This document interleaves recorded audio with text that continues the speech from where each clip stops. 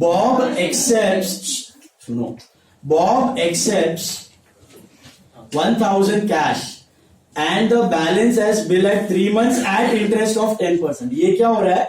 अपना bill renew हो रहा है विथ बॉब. मतलब हमने एंडोर्स किया था ना बिल, वो डिसऑनर हुआ. तो बॉब को नॉर्मली क्या करते हैं, हम पूरा पेमेंट करके सेटल कर देते हैं क्रेडिटर को. इधर पूरा पेमेंट करके सेटल नहीं किया है, रिन्यू हो रहा है, तो वो पार्ट पेमेंट है 1,000 रुपया, फिर इंटरेस्ट है और फिर न्यू बिल है, तो वो हमारा बीपी रिन्यू हो रहा है in a way. Okay, then Don accepts from Ray his acceptance at 2 months plus interest at 12%. मतलब सामने डेटर का बिल भी हम क्या कर रहे हैं, रिन्यू कर रहे हैं. तो डबल रिन्यूअल है. एक तो हमारा क्रेडिटर वाला बिल रिन्यू हो रहा है और दूसरा डेटर वाला भी रिन्यू हो रहा है. खाली रिन्यूअल का फर्स्ट स्टेप क्या है, डिसऑनर. वो डिसऑनर एंट्री कॉमन होगा, समझा. तो पहले डिसऑनर से शुरू करते हैं. तो डिसऑनर एंट्री क्या है, acceptor to endorse. Who is the acceptor? Ray. तो Ray to Bob, acceptor to endorse inclusive of noting charges. तो चार्जेस कितना था आपका, 40. तो 3040. ये क्या एंट्री है मेरा, dishonour. Okay, endorse B R dishonour का एंट्री है. Are you understand? अभी डिसऑनर तो कॉमन होता है. नॉर्मली एक बिल रिन्यू हो रहा है, यहाँ पे दोनों हो रहा है. पहले हम लोग क्रेडिटर वाला माल अलग से रिन्यू करते हैं. तो क्रेडिटर कौन है, बॉब. इसको देना है 3040. तो सेटल कर रहे हो, पूरा पैसा ताबड़तोड़ नहीं दिया. कितना दिया इमीडिएटली, 1,000. और उसके साथ इंटरेस्ट नहीं है, interest is with new bill. तो बॉब टू कैश, ये पहला क्रेडिटर वाला रिन्यू कर रहे हैं. Bob to cash is how much, 1,000. Okay, ये पार्ट पेमेंट किया मैंने. ओके, फिर इंटरेस्ट. तो पेएबल की receivable, payable. Are you understanding which bill I am renewing? Debtor वाला नहीं है, क्रेडिटर वाला. तो interest to Bob. Interest calculate करो, किस पे करोगे? तो आई थिंक 2040 पे करो. You won't do it on 2000. In boards ना you do it on 2000. You don't consider noting charges. Boards वाला कंसीडर नहीं करता है, वो गलत है. Pending amount is not 2000, pending amount is 20. Charges भी आप लेट पे कर रहे हो ना, तो उसमें भी इंटरेस्ट लगेगा, समझा. बोर्ड में मिस्टेक हो जाता है, बोर्ड वाला कंसिडर नहीं करता है. तो यहाँ पे 2040 जितना पेंडिंग है सारे के सारे पे लेना है. बट बोर्ड में अगर ये आया तो कितने पे लोगे, 2,000 रुपए. चार्जेस पे नहीं लेना इंटरेस्ट. 2040 पे क्या रेट है,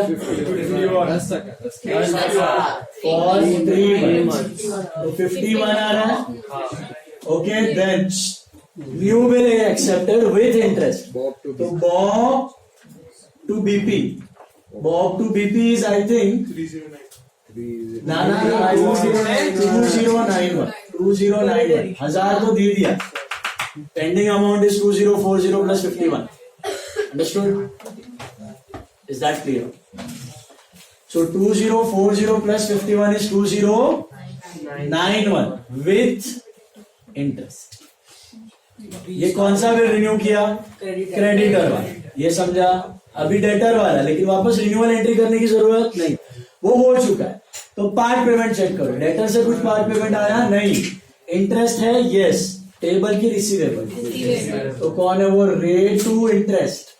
रे टू इंटरेस्ट कौन से वैल्यू पे इंटरेस्ट लोगे, रे का पूरा ही वैल्यू पेंडिंग रखा है बंदे ने. तो 3040. कुछ भी पार्ट पेमेंट नहीं है, उस पे 12% है ना, फॉर 3 months. तो कितना आता है, 61. Please check. And then new bill is accepted. So BR to Ray, BR to Ray आएगा आपका I think 3040 plus 61, 3101. Is this clear? This is new bill. तो डबल बिल रिन्यूअल था, समझा कि नहीं? सॉर्टेड. सेकेंड वाला दे. जेम्स ओज don. James ओज डॉन, हम लोग डॉन है. जेम्स ओज डॉन मतलब जेम्स, हमें जेम्स को पैसा देना है कि जेम्स को हमें देना है? जेम्स हमको देने वाला है पैसा, बराबर है. James owes Don 3200. James owes Don 3200. He sends Don's own acceptance in favor of Ralph for 3160 in full settlement.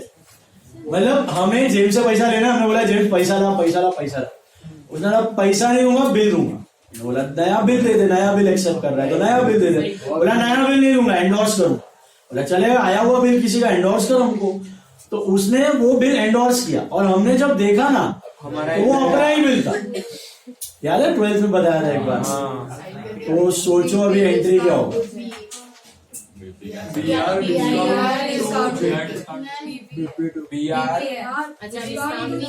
मेरे को बोलो, सुनो मेरे को बोलो, सिंपल है यार, अगर उसने नया बिल एक्सेप्ट किया होता, सोचो उसने 3160 का दिया बिल और देना कितना था उसको, सपोज उसने नया बिल एक्सेप्ट किया होता तो what is your acceptance? BR discount to James. BR discount to James. चुप, BR discount to James समझ में आया? ये कब होता? न्यू बिल एक्सेप्ट होता तब। कितने का बिल था? 3160 लेना था 3200, तो 40 रुपया डिस्काउंट, समझा कि नहीं? जेम्स को हमें पैसे देना, हमने माल बेचा था जेम्स को, जेम्स को हमें देने थे कितने 3200, उसने दिया 3160 का बिल और 40 रुपया डिस्काउंट। ये एंट्री समझ में आई? Simple acceptance entry. फिर जब हमने ये बिल आया लिया तो पता लगा अरे ये तो मेरा ही बीपी है, तो मैं क्या खुद को पैसा देगा, खुद से लेगा, ऑनर के दिन खुद ही खुद को पैसा देगा? नहीं, तो लायबिलिटी भी मेरा है, एसेट भी मेरा है, तो क्या करूंगा मैं उसको नलीफाई करूंगा। तो BP to BR 3160 BP discount. तो अभी मैंने क्या किया, मन में बोल सकते BR discount to James and BP to BR, इसको क्लब करोगे तो क्या मिलेगा, BP डिस्काउंट टू जेम्स। तो राइट है, ठीक है, अच्छी बात, समझ में आया सबको? BP डिस्काउंट टू जेम्स कैसे हुआ? न्यू बिल आता तो BR लिखते, फिर पता चला ये BR भी अपना है, ये BP भी अपना ही है, वही BP है, वो एक ही डॉक्यूमेंट है, वही BR है वही BP है, तो रख के कोई मतलब, फाड़ दो ना सीधा, अपना ही लायबिलिटी अपना ही एसेट है। ये BP जब ऑनर होगा तो आप जाओगे किसी को पैसा देने को, वैसे तो जाते हो ना, तो किसी को पैसा देने जाओगे BP ऑनर के दिन पे, और BR ऑनर के दिन पे आप लेने जाओगे पैसा, तो पता चला देना भी खुद को है लेना भी, तो BP BR रख के मतलब नहीं है, तो क्या करो, नलीफाई करो BP टू BR, अरे ये BP टू BR नलीफाई करो, समझा? तो instead of passing these to entry what are we doing, क्यों BR का नया अकाउंट ओपन कर रहे हो, वही BP नलीफाई करो, तो इधर आ जाएगा BP discount to James. Is this clear? Entry बनेगा BP डिस्काउंट टू जेम्स। इसका सिचुएशन है ना ऐसा था, मैं शॉर्ट में बता रहा हूं, इसमें पूरा डिटेल सब आगे आने वाला है। ये हम है, ये राल्फ है और ये जेम्स है। ओके, सीन क्या था, हमने जेम्स को गुड्स बेचा था तो हमें जेम्स से पैसा लेना है, सामने हमने राल्फ से गुड्स खरीदा था तो हमें राल्फ को पैसा देना था, तो हमने राल्फ को क्या दिया, BP दिया, हमें राल्फ को पैसा देना था, हमने उसको BP दिया, तो राल्फ के लिए वो क्या हुआ, BR, राल्फ ने वो BR इसको एंडोर्स किया, इसने वो BR आपको एंडोर्स किया, ऐसा हुआ। तो राल्फ ने ना जेम्स से गुड्स खरीदा था, हमने राल्फ से गुड्स खरीदा था, हमने उसको BP दिया, उसके लिए वो BR, Ralph was our creditor, Ralph was our and James was Ralph का भी क्रेडिटर, तो इसलिए राल्फ ने हमारा बिल इसको चिपकाया, समझा? और जेम्स ने वही बिल हमें दे दिया, तो 3160 का बिल था इन सेटलमेंट ऑफ 3200। ये पूरा डिटेल्ड सम है, मैं करवाऊंगा तीनों के बुक्स का एंड, वो आगे आएगा, ये सम नंबर जेम्स हैरी रॉन ऐसा कुछ तो नाम है, 6th some I don't know, हो गया तो है, आएगा ये वाला 8th सम। चलो ये वाला समझ में आया पहले? अपने बुक में क्यों मैंने BP मारा पहले? There are 2 entries, BR discount to James normal and then BP to BR, दो नहीं करने का, एक ही करने का, सीधा नहीं. Next one, Don meets his acceptance in favour of Singh. Don meets his acceptance मतलब बीआर की बीपी. सिंह कौन हुआ फिर? क्रेडिटर, ड्रॉवर हुआ. Of 4500 by endorsing John's acceptance of 4450 in full settlement. ये क्या है? BP सेटल कर रहे हो by endorsing John's acceptance. तो BR हुआ. John कौन है? डेटर. उसका एक्सेप्टेंस मतलब BR. कितने का था? 4450 का. और BP कितने का था? 4500 का. तो BP to BR to discount. समझा?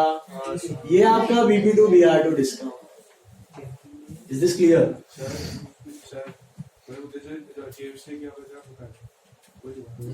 उधर जो जेम्स ने किया, इधर नहीं. जेम्स के बुक में यहाँ पे एंट्री आएगा अपना account debit to BR to discount. क्योंकि वो BP एक्सेप्ट ही नहीं किया. ये तो हमने ऑलरेडी BP एक्सेप्ट किया था. Acceptance was a liability. इधर creditor was the liability. Creditor को दे रहे हो तो creditor to BR to discount. Creditor है ही नहीं, BP बन चुका है तो BP to BR. Now our liability is BP. बोलो या डेटर सेटल हो रहा है. डेटर से कैश आता तो cash discount to debtor, cheque आता तो बैंक डिस्काउंट टू डेटर, नया बिल आता तो BR डिस्काउंट टू डेटर. नया बिल नहीं था, हमारा ही BP घूम गया तो लायबिलिटी भी साइमल्टेनियसली हुआ. डेबिट क्रेडिट और लायबिलिटी घटा तो डेबिट, तो BP टू BR उड़ा दिया. ओके, बढ़ू आगे. Ray's acceptance in favour of Don. Ray's acceptance in favour of Don मतलब वो क्या है? BR हुआ हमारा. Retired 1 month before the due date, interest is taken at the rate of 6% per annum. तो रिटायरमेंट है तो cash bank rebate to BR. Bank rebate to BR. Rebate calculate करना है 1 month before the due date है तो कितने time का rebate लोगे? 1 महीने का लोगे है कि नहीं? कितने का बिल था? वो रे वाला बिल ढूंढो. रे वाला बिल किधर है? ये वाला. तो 3101 कैसा नालायक है देखा? ये अमाउंट रॉन्ग तो आगे वाला भी रॉन्ग. ऐसा है, से कनेक्टेड एंट्री है. तो ये गलत होगा तो ये भी गलत होगा. 3101 पे 6% for how many months? 1 month. ना होता 15.4 तो 16.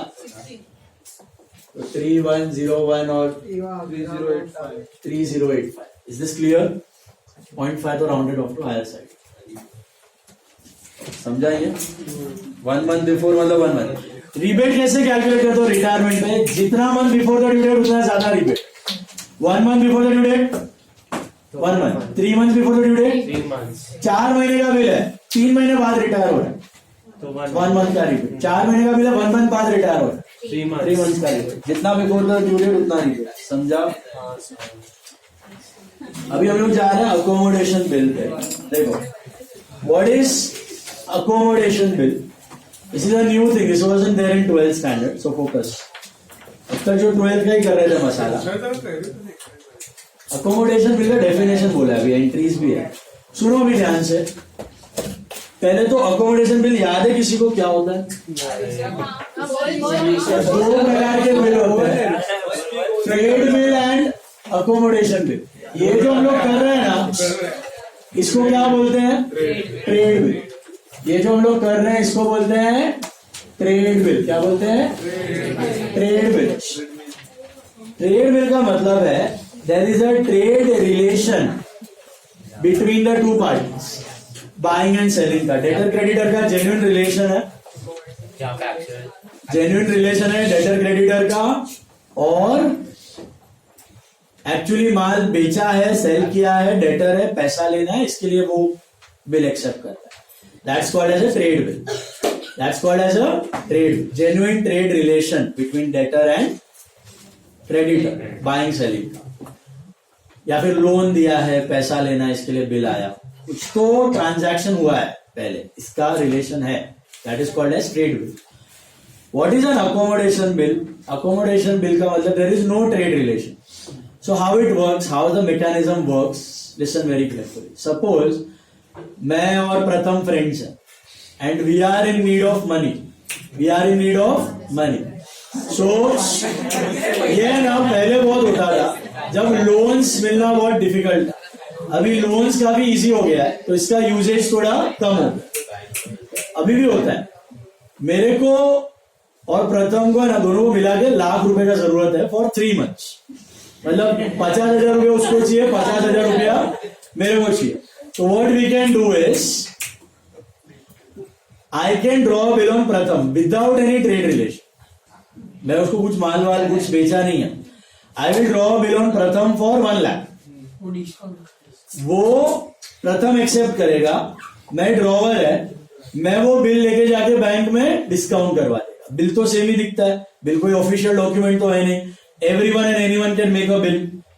कोई भी अपना फॉर्मेट में बिल ऑफ एक्सचेंज बना सकता है. स्टैंप लगा लो, रेवेन्यू स्टैंप, खत्म.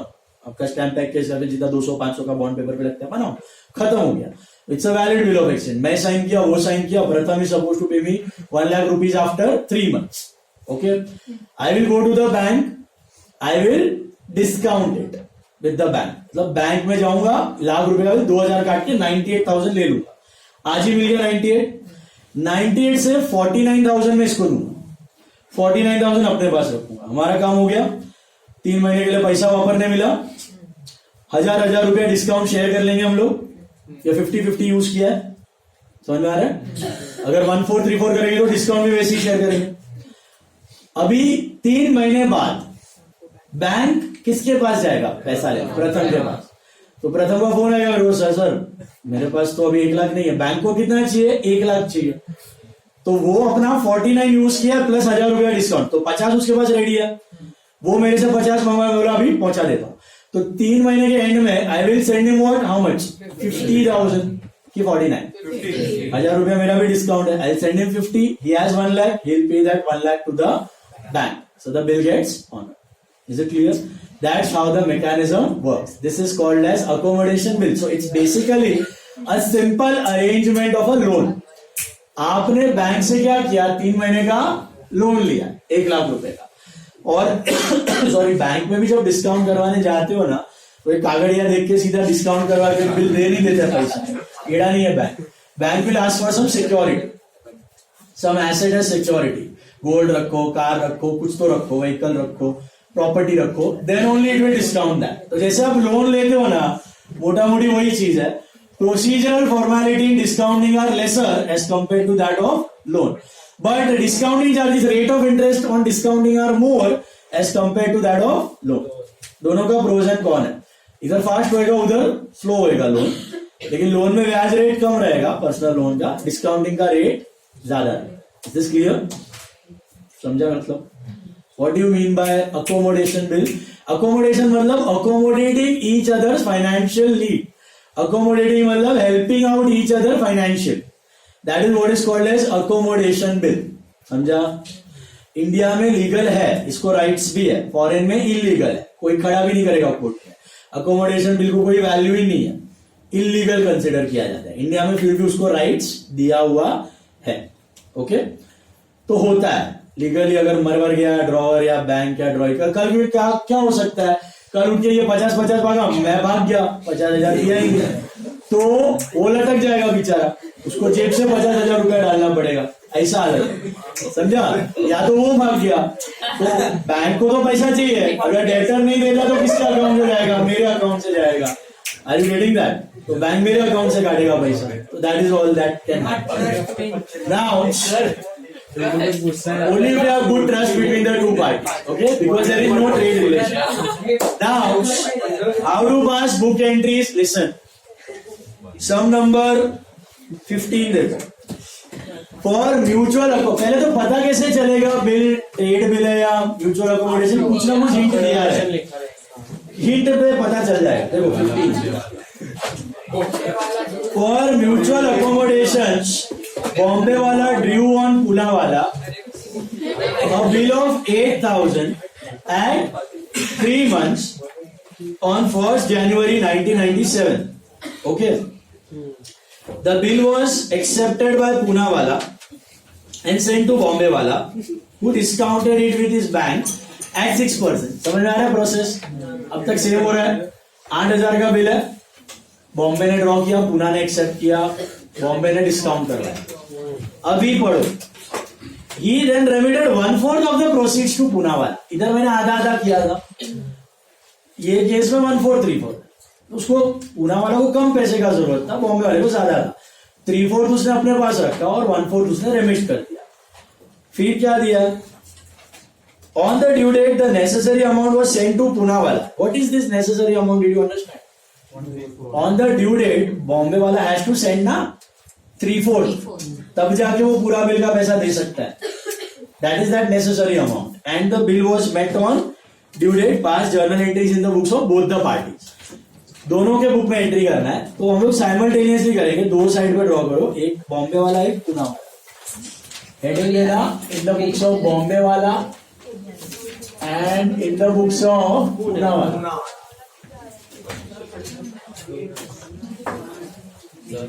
हाँ,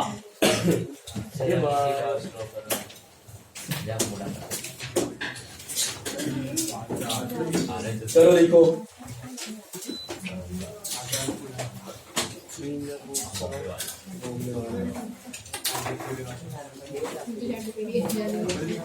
भाई सर पर अगर कोई पार्टनर देना सही तो बोला तो सही अभी मैंने, वो नहीं दे पाया तो मेरे खाते से जाएगा. मतलब खाते में भी पैसा नहीं सॉल्व सिक्योरिटी रहता है बैंक के पास, वो सिक्योरिटी बेचेगा. बैंक अपना पैसा निकाल ही है.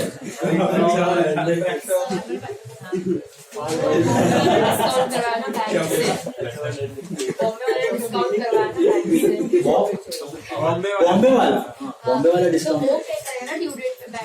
नहीं, ड्रॉवर थोड़ी पे करता है, ड्रॉ ही पे करता है. ड्रॉवर ने ले लिया ना पैसा, अभी उसको थोड़ी मालूम है अकोमोडेशन बिल है, वो तो ड्रॉई के पास जाता है पैसा लेकर.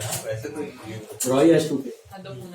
सर अगर ये बाहर पे करते हैं इलीगल पता कैसे चलेगा अकोमोडेशन? बाहर पता ही नहीं चलता है बिल. सर लेकिन बैंक डिटेल्स देखेंगे, सब लोग बैंक से ट्रांजैक्शन किया तो बैंक डिटेल्स देखेंगे ना बैंक वाले, तो फिर मानो दूसरे जाने क्या वही अकोमोडेशन बिल है. Black money. अरे नहीं, अकोमोडेशन बिल की नॉर्मल बिल पे तो वही लिखा है ना, for the value received. Bill देख बिल पे थोड़ी लिखा रहता है कि ट्रेड बिल है या अकोमोडेशन बिल, सेल हुआ है कि नहीं, वो थोड़ी लिखा है. वो देखता नहीं है बैंक वो सिक्योरिटी देखेगा और डिस्काउंट. तो फिर फॉरेन में कैसे मालूम है? फॉरेन में पता इसके लिए चलेगा कि वो अभी पैसा नहीं दिया, कुछ फ्रॉड हो गया, चल रहा था तब चल रहा है, फ्रॉड हो गया, कोई पैसा लेके भाग गया और टूट गए बैंक, अब जाके पीछे चेंज करेंगे. अब इनवॉइस मिलेगा ही नहीं, इनवॉइस सेल्स का वगैरह बिल वगैरह है ही नहीं, वो एंटरटेनिंग है.